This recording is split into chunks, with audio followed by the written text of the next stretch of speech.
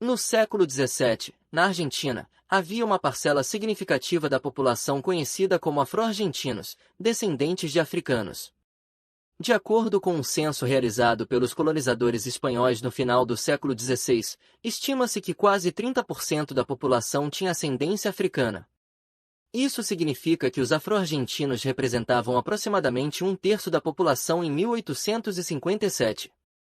Entretanto, 79 anos depois, a proporção da população negra diminuiu para 15%. Atualmente, a Argentina é conhecida por ser o país mais etnicamente homogêneo da América do Sul, com apenas 5% da população se identificando como afro-argentinos no censo de 2010. Houve, de fato, uma redução drástica em seus números, tornando-se uma raridade encontrar afro-argentinos em áreas como esportes, jornalismo e política. Nesta análise histórica, investigaremos como a Argentina reduziu sua população negra, levando à diminuição e quase erradicação dos afro-argentinos. Olá, aprendiz de historiador, meu nome é Tayla e sejam muito bem-vindos ao canal. Já deixe seu super like e sem mais demora, vamos ao vídeo. Na Argentina, a verdade sobre o destino dos argentinos negros é extremamente perturbadora e desumana. Seria surpreendente se não fosse sistematicamente omitida das narrativas históricas e se o mundo não estivesse profundamente enraizado no racismo. A história dos afro-argentinos remonta ao século X. Quando pessoas de ascendência africana foram trazidas acorrentadas de suas terras na África para serem vendidas como escravas na Argentina, naquela época Buenos Aires, a capital argentina, estava recém-estabelecida e o comércio estava prosperando. Com o passar dos anos, o número de escravos sendo comprados e vendidos em Buenos Aires aumentou drasticamente. No século X, a indústria do comércio de escravos cresceu tanto que cerca de 70% de todo o comércio em Buenos Aires envolvia a importação de escravos da África. Não demorou muito para que o comércio de escravos fosse legalizado na Argentina, persistindo até o século XIX, embora tenha sido proibido em 1813. A escravidão persistiu até 1853, antes de ser finalmente abolida. Ao olhar para Buenos Aires hoje, com toda a sua beleza arquitetônica e estrutural, é difícil imaginar que já foi um cenário sombrio durante os longos anos de comércio e tráfico de escravos negros, que aumentaram a população negra na colônia. No entanto, hoje a Argentina é considerado o país mais etnicamente homogêneo da América do Sul, o que é surpreendente considerando sua história colonial e a presença de colonizadores espanhóis que trouxeram escravos africanos da costa oeste do continente africano, de maneira semelhante ao Brasil. Uma coisa é evidente, os negros não desapareceram simplesmente dos registros históricos argentinos. Os afro-argentinos foram deliberadamente apagados. A questão crucial que surge é como isso aconteceu, como uma população étnica inteira foi removida da história.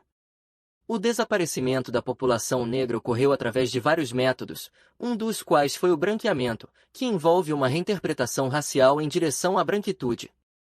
A justificativa por trás desse processo está na percepção dos privilégios sociais que beneficiam os brancos em detrimento de outras raças. Implícita nessa crença está a ideia de inferioridade dos negros em relação à classe branca. Além disso, essa ideologia sugere que a solução é eliminar gradualmente a ascendência negra através de casamentos com indivíduos brancos, resultando no nascimento de crianças com tons de pele mais claros, mais próximos do ideal de construção branca. O governo argentino adotou e agiu de acordo com essa ideologia, embora de maneira sutil.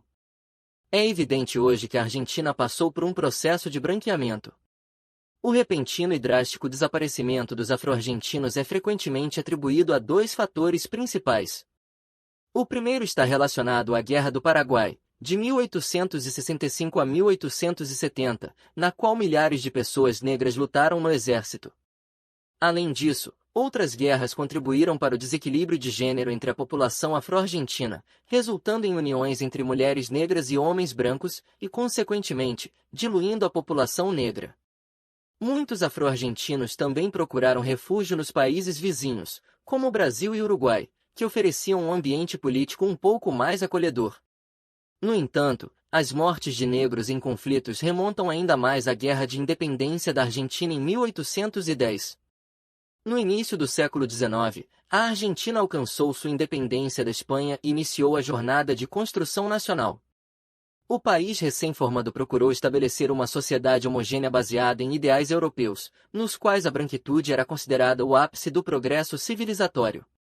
O influxo de imigrantes europeus contribuiu para o crescimento populacional na Argentina, mas trouxe consigo crenças racistas profundamente arraigadas, ampliando o preconceito já existente contra os afro-argentinos. A supremacia branca e a crença em hierarquias raciais começaram a se estabelecer na sociedade argentina, com os indivíduos negros se tornando alvos de discriminação e violência. As elites argentinas promoveram a ideia de que a população negra representava uma ameaça à ordem social e à estabilidade do país. Estereótipos racistas foram disseminados, retratando os negros como não civilizados, inferiores e propensos a comportamentos criminosos. Esses estereótipos foram utilizados para justificar a exclusão e marginalização dos afro-argentinos da sociedade. Em geral, embora as comunidades negras, concentradas principalmente em regiões como Buenos Aires e províncias adjacentes, tenham desempenhado papéis significativos no desenvolvimento do país, o sucesso econômico dessas comunidades foi percebido como uma ameaça pela sociedade branca dominante. Um segundo fator devastador que contribuiu para o declínio da população negra foi o surto de febre amarela em Buenos Aires em 1871, resultando na morte de grande parte da população local. No entanto, muitas fontes apontam para uma força mais sinistra por trás da quase extinção da raça negra na Argentina, o genocídio velado perpetrado por Domingo Faustino Sarmiento, presidente da Argentina de 1868 a 1874. Sarmiento desempenhou um papel crucial na aniquilação da população afro-argentina. Ele era um defensor fervoroso da pureza racial branca europeia e expressou desdém pelos gaúchos argentinos de ascendência mista, afirmando que seu único propósito era servir como adubo após a morte. Além disso, em seu diário de 1848, ele declarou: nos Estados Unidos, há 4 milhões de negros e em 20 anos serão 8 milhões. O que fazer com esses negros odiados pela raça branca? A escravidão é um parasita que a colonização inglesa deixou ligado à árvore da liberdade durante seu mandato. Sob a liderança de Sarmiento, foram aplicadas políticas segregacionistas que resultaram na negligência da comunidade negra e em condições de vida precárias. Isso levou a um aumento nas mortes devido a surtos de doenças como cólera e febre amarela. Além disso, ele forçou afro-argentinos a se alistar no exército e muitos foram encarcerados e executados em massa. Em 1875, devido a políticas repressivas, epidemias e conflitos contínuos, a população negra na Argentina havia diminuído tanto que o governo deixou de registrar os descendentes africanos no Censo Nacional. Atualmente, os afro-argentinos foram apagados não apenas fisicamente, mas também simbolicamente da consciência e da história do país. Alguns argentinos erroneamente acreditam que seu país nunca se envolveu no comércio de escravos, algo que Henry Louis Gates Jr. atribui ao esquecimento cultural. A presença negra na Argentina é considerada de alguma forma inconveniente, algo a ser negado. Mesmo o tango, a exportação cultural mais notável da Argentina, foi dissociado de seu contexto histórico ligado aos afro-argentinos.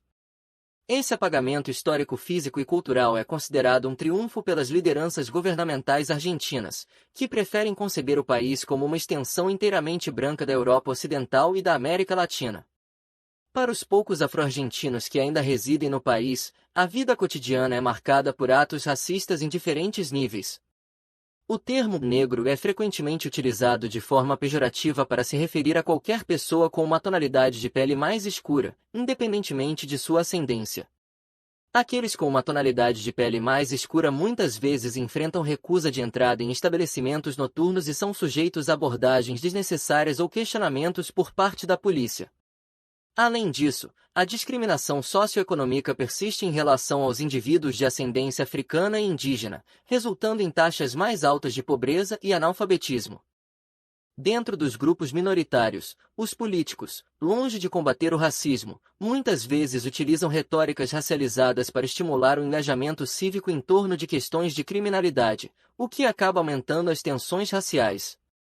Além disso, os policiais frequentemente assediam especificamente os vendedores ambulantes de origem africana, recusando-se a reconhecer seus documentos de residência, intimidando-os para obter dinheiro ou mercadorias gratuitas, e até mesmo confiscando seus itens sob ameaças de prisão ou violência. Em situações de resistência, o abuso contra os vendedores ambulantes atingiu níveis alarmantes, chamando a atenção de vários grupos de direitos humanos e destacando o problema do racismo na Argentina. Em junho de 2017, o relator especial das Nações Unidas sobre discriminação racial expressou preocupações sobre a violência contra migrantes e refugiados africanos na Argentina, alegando que eles eram rotineiramente alvo de assédio e extorsão por parte da polícia. No dia 20 de junho do ano seguinte, reconhecido mundialmente como o Dia Mundial do Refugiado, mais de 20 organizações de direitos humanos se uniram para condenar a escalada da violência do Estado contra os vendedores ambulantes senegaleses em Buenos Aires e exigir a implementação de soluções abrangentes para a situação da comunidade senegalesa. E então, aprendiz de historiador, o que achou sobre essa tática? Deixe seu comentário abaixo. Não esqueça de se inscrever no canal e deixar o seu super like. Até o próximo vídeo e tchau, tchau.